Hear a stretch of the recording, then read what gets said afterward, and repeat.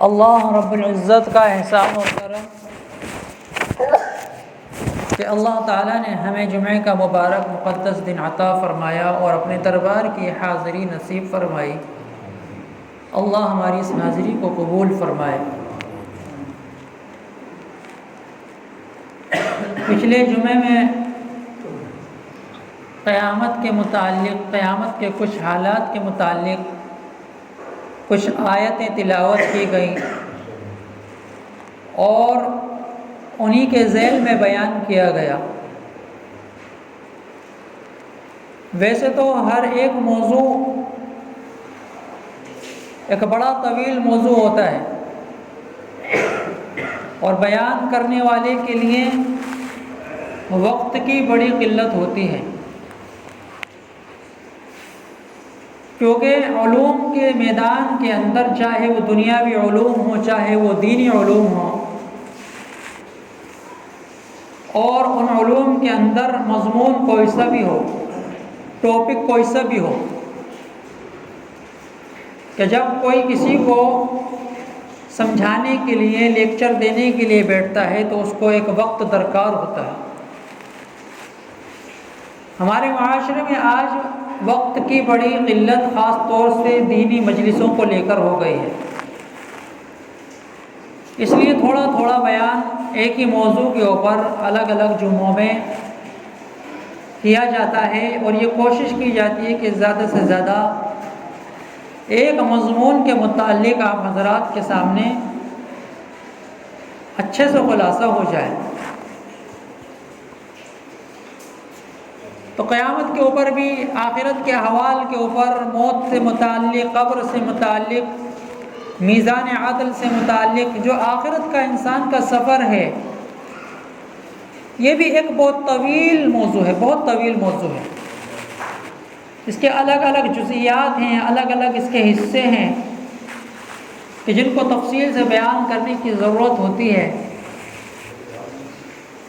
لیکن وقت کے حالات کو دیکھتے ہوئے، وقت کی قلت کو دیکھتے ہوئے بہت اختصار کے ساتھ آپ حضرات کے سامنے بیان کیا جاتا ہے۔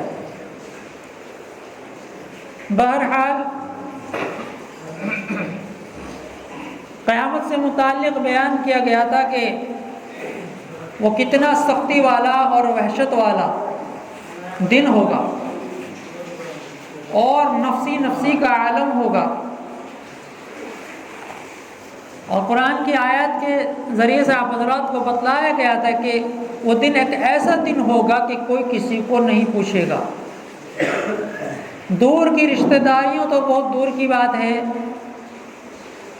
جو بالکل قریب کے ایک گھر کے جو رشتے ہوتے ہیں، گھر کے ایک چھت کے نیچے رہنے والے، ایک چھت کے نیچے رہنے والے جو رشتے ہوتے ہیں، ماں باپ کا، بھائی بہن کا، اولاد کا، ایک چھت کے نیچے ہی تو رہتے ہیں نا۔ یہ ایک تو ہو گیا کہ بھئی چچا تاؤ کا رشتے ہو گئے، وہ بھئی الگ الگ مکانات میں رہتے ہیں، پھوپھی ہو گئی، خالہ ہو گئی، خالو ہو گئی، یہ تھوڑے دور کے رشتے ہو گئے، حالانکہ بہت قریب کے ہیں یہ بھی، لیکن قرآن کریم نے بہت بہت نزدیک کا اور سب سے قریب کا خونی رشتہ بتلا دیا۔ یہیں سے ایک اندازہ لگا لو کہ جب یہ اتنے قریب کے لوگ تمہارے کل قیامت کے دن کام نہیں آئیں گے تو ان سے دور کے تو کیا کام آئیں گے۔ تو بھائی بھائی سے بھاگے گا، اپنے ماں باپ سے بھاگے گا، اپنی اولاد سے بھاگے گا، بیوی سے بھاگے گا۔ یہ قریب کے بالکل رشتے بتا دیے کہ یہاں سے اندازہ لگا لو کہ یاری دوستی تو بہت دور کی بات ہو گئی، اور دور کی رشتہ داری اور پڑوس کا معاملہ تو بہت دور کا ہو گیا کل قیامت کے دن۔ یہ قریب کے رشتے کام نہیں آئیں گے۔ لیکن ہم اپنی حقیقت سے بالکل ناآشنا ہیں، نہ ہمیں اپنی پہلے کی حقیقت پتہ ہے کہ ہم پہلے پیدا ہونے سے پہلے ہماری حقیقت کیا تھی، اور نہ ہمیں اپنے بعد کی حقیقت پتہ کہ مرنے کے بعد ہماری حقیقت کیا ہوگی، اگرچہ کہ بتلا دیا گیا ہے قرآن و حدیث کے اندر۔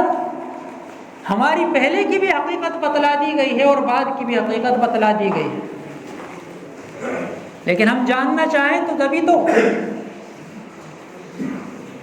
ہم تو تھوڑا سا مال حاصل کر کے تکبر میں آ جاتے ہیں، تھوڑی سی ہماری صحتیں اچھی ہو جائیں، اچھے کھان پان مل جائیں تو ہم اکڑ کر چلنے لگتے ہیں. اللہ تعالیٰ تھوڑا سا دنیا کے اندر عہدہ ہمیں دے دے تو ہم اپنے سے نیچے والے کو کچھ سمجھنے کے لیے تیار نہیں ہوتے. اور جبکہ قرآن کریم کیا کہہ رہا ہے کہ تمہاری حقیقت کیا ہے، کہ تم پیدا ہونے سے پہلے کیا تھے؟ ایک ناپاک قطرہ تھے. کیا تھے؟ ناپاک قطرہ. پھر اللہ تعالیٰ نے اس کو جو ہے ایک خوب اچھی اور خوبصورت شکل عطا فرمائی، انسان بنایا. سمجھ رہے ہیں نا بھائی؟ ناپاک قطرہ. تو یہ تو ہماری حقیقت تھی.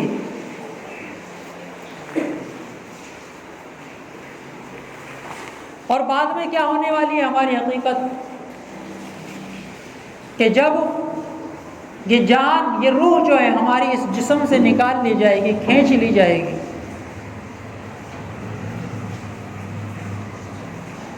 اور جب ہمیں قبر کے گڑھے کے اندر دفنا دیا جائے گا تو یہ جسم جس کے اوپر، جس صحت کے اوپر آج ہم اکڑ مکڑ دکھلا رہے ہیں، جس خوبصورتی کے اوپر آج ہم اپنی نازاں ہیں، اور جس مال و دولت کے اوپر ہم اتراتے پھر رہے ہیں، اور جن عہدوں کے اوپر ہم اپنا متکبرانہ مزاج لے کر زمین پر چل رہے ہیں، اکڑ کر چل رہے ہیں، قبر کے گڑھے کے اندر جاتے ہی یہ سب ریزہ ریزہ ہو جائے گی. سب ریزہ ریزہ ہو جائے گی. کہ آپ ہاتھ پیر کہیں الگ پڑے ہوں گے، جسم کا جو ہے گوشت، خون، جتنی بھی گلنے سڑنے والی چیزیں سب گل سڑ کر ختم ہو جائیں گی، کیڑے کھا لیں گے ان کو. کبھی اس حقیقت کو ہمیں تصور میں لانا چاہیے، لیکن ہم اس کو قصے کہانیاں سمجھتے ہیں کہ یہ صرف ایک قصے کہانیاں ہیں. ارے بھائی، اگر قصے کہانیاں ہیں تو کیا یہ بھی قصے کہانیاں ہیں کہ جو روز جنازے آپ جاتے ہوئے دیکھتے ہیں اپنی آنکھوں سے؟ کم سے کم یہاں سے عبرت حاصل تو کرنی چاہیے کہ جنازے تو ہم آئے دن دیکھتے ہیں اپنی نگاہوں سے. کبھی کسی بچے کے بارے میں سن لیا، کبھی کسی جوان کے بارے میں سن لیا، کبھی کسی بوڑھے کے بارے میں سن لیا. قبر کے اندر اترتا ہوا بھی جب قبرستان دیکھتے ہیں تو اپنی آنکھوں سے دیکھتے ہیں. بس ہماری ایک مزاج ہے، ہماری ایک عادت ہے کہ ہم جو ہے جس چیز کو دیکھتے ہیں بس اسی پر یقین کرتے ہیں. جبکہ ایمان والوں کی ایک اچھی اور خاص صفت کیا بتلائی گئی ہے کہ وہ غیب پر ایمان لاتے ہیں. کون سا غیب؟ کہ جس کو انہوں نے اپنی نگاہوں سے نہیں دیکھا، لیکن خبر رسول اکرم صلی اللہ علیہ وسلم اور قرآن کریم کی خبر پر وہ ایمان لاتے ہیں. قرآن کریم نے بتا دیا کہ جنت ہے، جہنم ہے، قبر کا عذاب ہے، اور اللہ کے پیغمبر محمد عربی صلی اللہ علیہ وسلم نے بتا دیا کہ قبر کا عذاب برحق ہے، قبر کے جو حالات ہیں وہ برحق ہیں، وہ انسان کو مل کر رہیں گے اس کے اعمال کے حساب سے. تو بس یہ ایمان اب ہمیں لانا ہے. اور اگر ہم مشاہدہ کرنے کے بعد ایمان لائے، دیکھنے کے بعد ایمان لائے، تو وہ ایمان ہمارا وہ قابل قبول نہیں ہے. وہ اللہ کے یہاں ہمارا ایمان قابل قبول نہیں ہے. فرعون جس نے خدائی کا دعویٰ کیا، بڑا ظالم بادشاہ گزرا مصر کے اندر. حضرت موسیٰ علیہ السلام کا وہ زمانہ تھا، اس کو بہت سمجھایا، بہت خدا کے دین کی دعوت دی، سب کچھ کیا، لیکن اس نے نہیں مانا.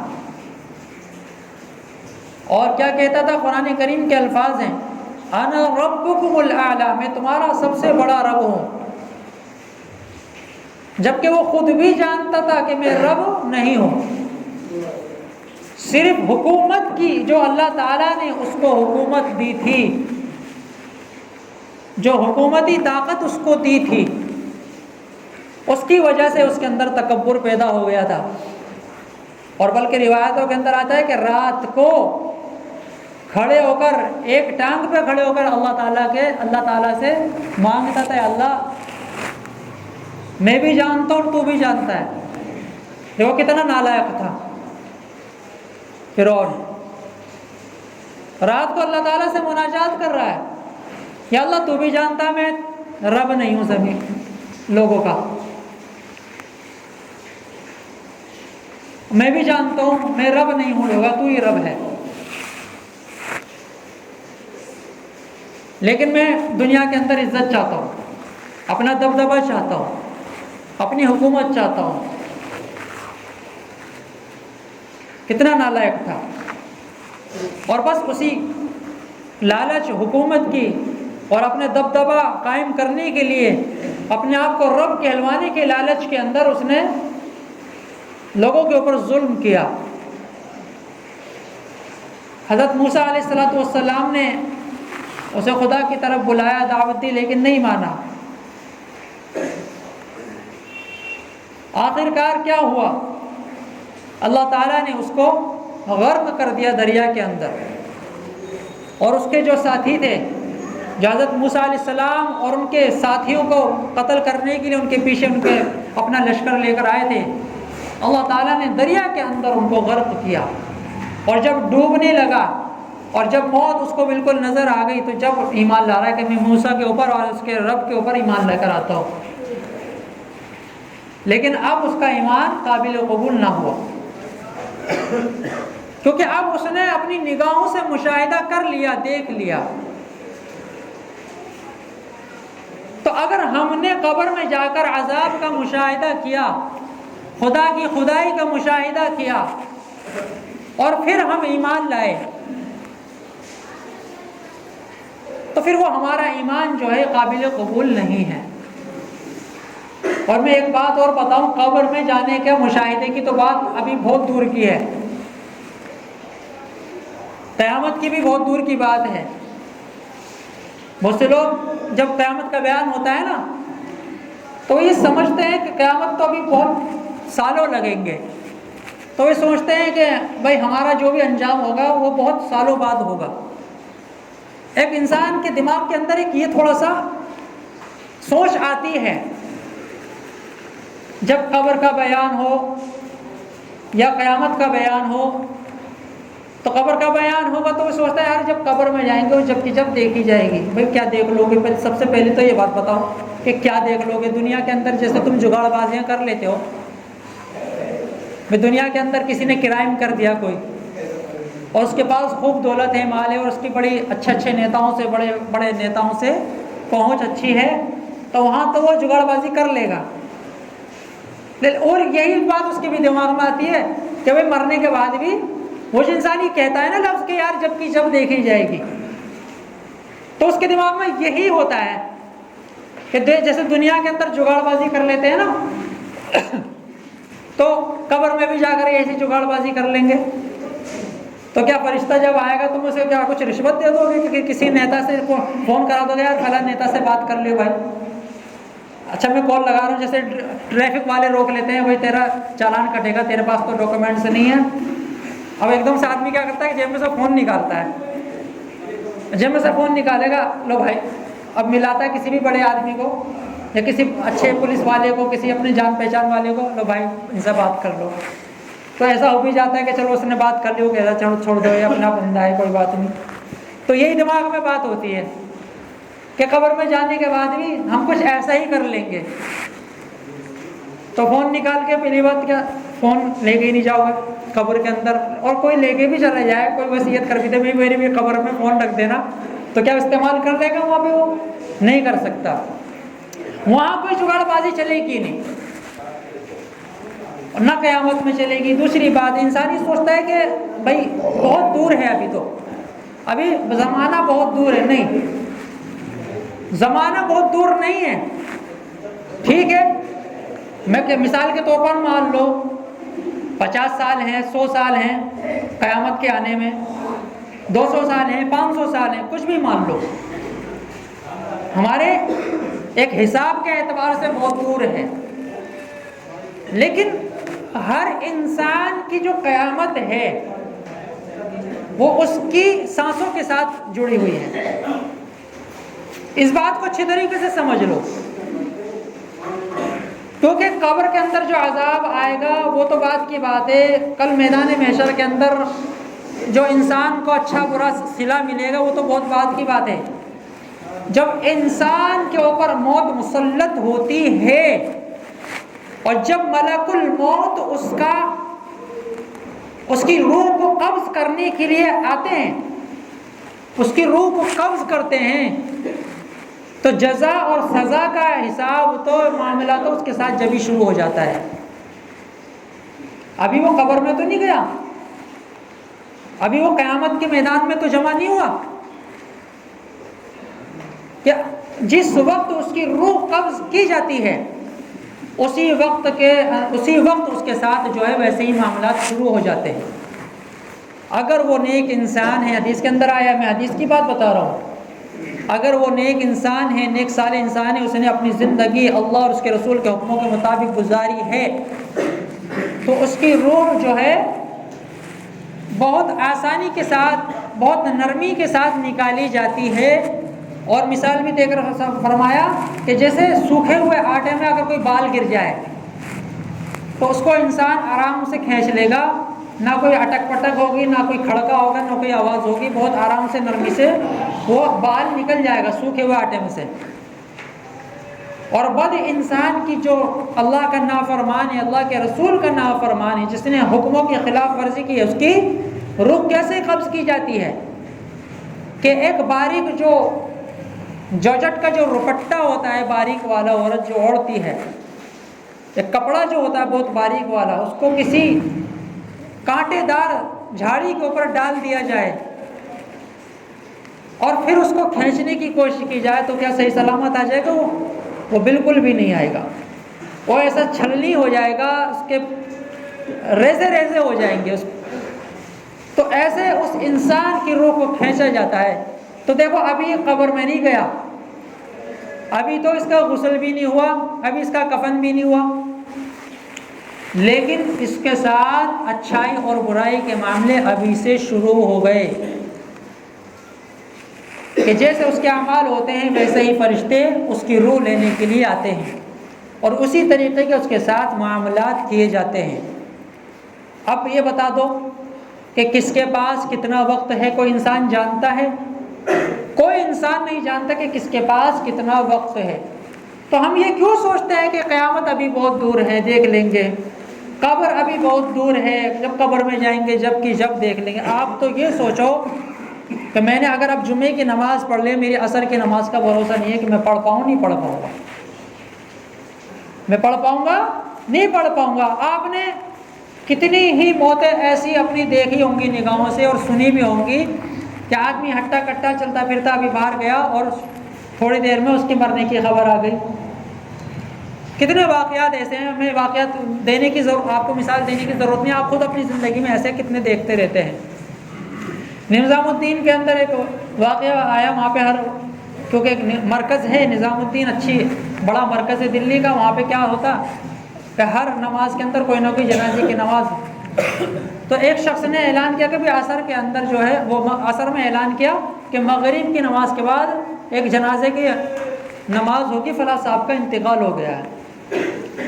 ٹھیک ہے جی، لوگ جمع ہو گئے مغرب میں، تو ایک کی جگہ جو 2 جنازے رکھے ہوئے۔ لوگوں نے پوچھا بھائی ایک تو جن کا اعلان ہوا تھا عصر میں، یہ تو ایک تو ان کا جنازہ ہے، دوسرا کس کا ہے؟ کہ بھائی یہ دوسرا اسی کا ہے جس نے اعلان کیا تھا، دوسرا اسی کا ہے جس نے اعلان کیا تھا، بھائی اعلان کرنے کے بعد اچانک جو اس کا انتقال ہو گیا۔ تو انسان کی کیا حقیقت ہے، ہماری زندگی کی کیا حقیقت ہے؟ تو بھائی ہم یہ نہ سوچیں قیامت ابھی بہت دور ہے دیکھ لیں گے، قبر ابھی بہت دور ہے دیکھ لیں گے، بلکہ یہ سوچو کہ ہماری سانسوں کا کوئی بھروسہ نہیں ہے، اس لیے ابھی سے ہمیں کیا چاہیے؟ اپنے اعمال کی اصلاح کرنی چاہیے۔ اللہ تعالی ہم سب کو عمل کی توفیق عطا فرمائے۔ وآخر دعوانا ان الحمد للہ رب العالمین۔